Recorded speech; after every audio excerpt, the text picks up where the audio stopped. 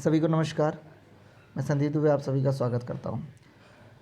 देखिए 15 तारीख को सभी को आना है। मैं उसी के संदर्भ में बात करना चाहता हूं। मंजिल पाने की उम्मीद कभी मत छोड़िए, क्योंकि सूरज डूबने के बाद ही दोबारा सवेरा होता है। और ये बात सत्य है कि एक बार क्या हुआ, कहते हैं यूं ही नहीं मिलती राहों को मंजिल, हर वक्त चलना पड़ता है। जो आदमी चलता है वो गिरता है, फिर जाके कहीं पे अपने मंजिल पे पहुंचता है। एक बार ऐसे ही चिड़िया से पूछा कि कैसे बना ये आशियाना, तो उसका जवाब था बहुत ऊंची ऊंची उड़ानें उड़नी पड़ती हैं, एक एक तिनके को बटोरना पड़ता है, उन तिनके को बटोर के एक एक कण को जोड़ना पड़ता है, तब जाके बनता है ये आशियाना।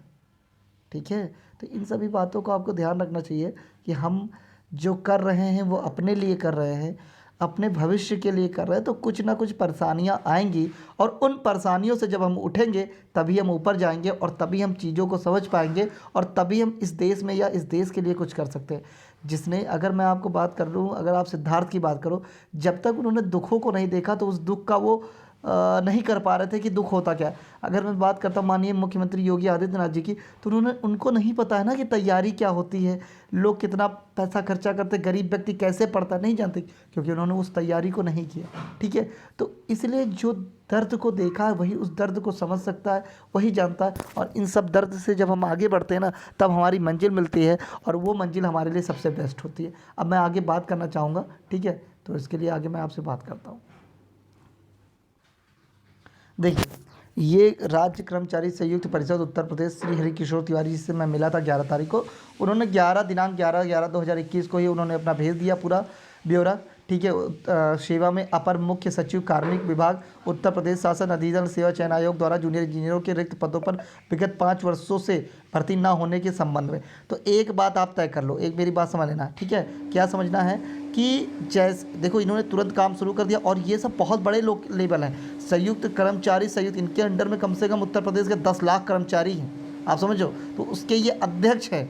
आप अध्यक्ष हैं तो आप समझ सकते हो कि कितने बड़े पावरफुल है ये, और इनकी बात को गंभीरता से तुरंत लेगा। और बाकी इन्होंने हमसे ये भी कहा है कि हम का मैटर उठवा देंगे, तो अभी मैं इनसे एक बार और जाके मिलूंगा। ठीक है, तो ये पेपर के लिए बात है, और ये सब कागज़ उसके साथ लगे हुए हैं। ठीक, तो ये भी एक बहुत अच्छी बात है, पहल है। देखिए, हम कोशिश कर सकते हैं अपनी कामयाबी के लिए। कोर्ट केस है, मंत्री जी हैं, मुख्यमंत्री कार्यालय है, मुख्यमंत्री हैं, और अदर धरना प्रदर्शन है, इन सभी चीज़ों से। तो आप सभी जितने भी भर्तियों वाले हैं उन सभी से अनुरोध है, ठीक है। एक मिनट मैं बता देता हूँ आपसे, सभी भर्ती वाले 15 नवंबर को, ठीक है ना, सभी भर्ती वाले 15 नवंबर को ज़रूर से ज़रूर आना, ठीक है, क्योंकि ये ज़रूरी है। ठीक है, अगर आप 15 नवंबर को आएंगे तभी आगे चीज़ें काम हो पाएंगी सही तरीके से। तो सभी भर्ती वाले ज़रूर से ज़रूर पहुँचे, जो इम्पोर्टेंट है हमारे लोगों के लिए, सब लोग पहुँचे। हम अपनी मांगों को रखेंगे वहाँ पे शांतिपूर्ण तरीके से, हमारा कोई वो नहीं, हमारी पुरानी भर्तियों को कराएं, और पुराने रिजल्ट पेंडिंग जो हैं, 3 भर्तियों की परीक्षा दिसंबर में और 3 भर्तियों की परीक्षा जनवरी में करा के पुरानी भर्तियाँ ख़त्म करें। उसके बाद हम लोग इनके पास कभी वहाँ नज़र नहीं आएंगे, हमें नहीं नज़र आना, ना हमें इनसे कोई मतलब है, ना आयोग से, ना हमें कुछ। हम अपने शौक़ से धरना नहीं करने जाते हैं, हमारी मजबूरी तो जाते हैं। बाकी EWS वालों के लिए मैं बता दूं, EWS वाले जो जर्नल हैं और EWS में नहीं आते हैं, तो वो लोग भी एक बार अपना लॉगिन कर लेंगे, और उसमें जाके नो कर देंगे। यस या नो का ऑप्शन आ रहा है तो उसमें नो कर दीजिएगा, ठीक है। तो ये एक बार आप सभी लोग देख लीजिएगा कि आपके लिए है, तो एक बार नो कर दीजिए उसमें जाके।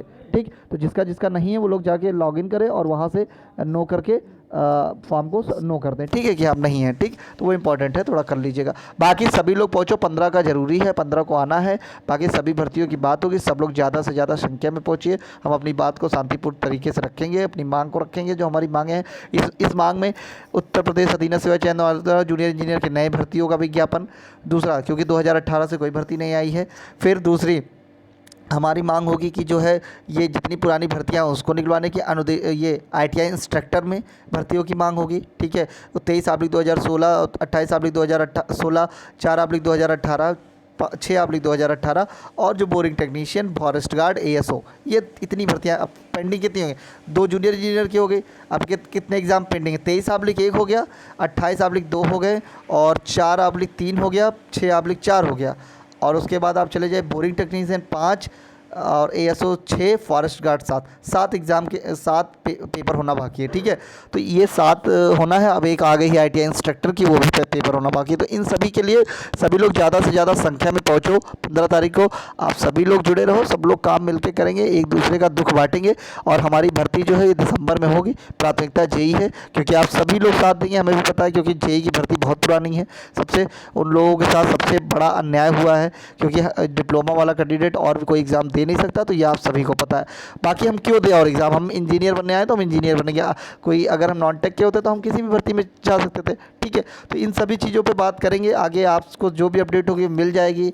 हो सकता है 22 आते आते जो है एग्ज़ामिनेशन डेट आपको मिल जाए। तो चलिए इसी के साथ मैं इस वीडियो को समाप्त करता हूँ। आप सभी लोगों का जुड़े रहने के लिए बहुत बहुत धन्यवाद, ठीक है। तो सभी लोग पहुँचते हैं और मिलते हैं। ओके, नमस्कार।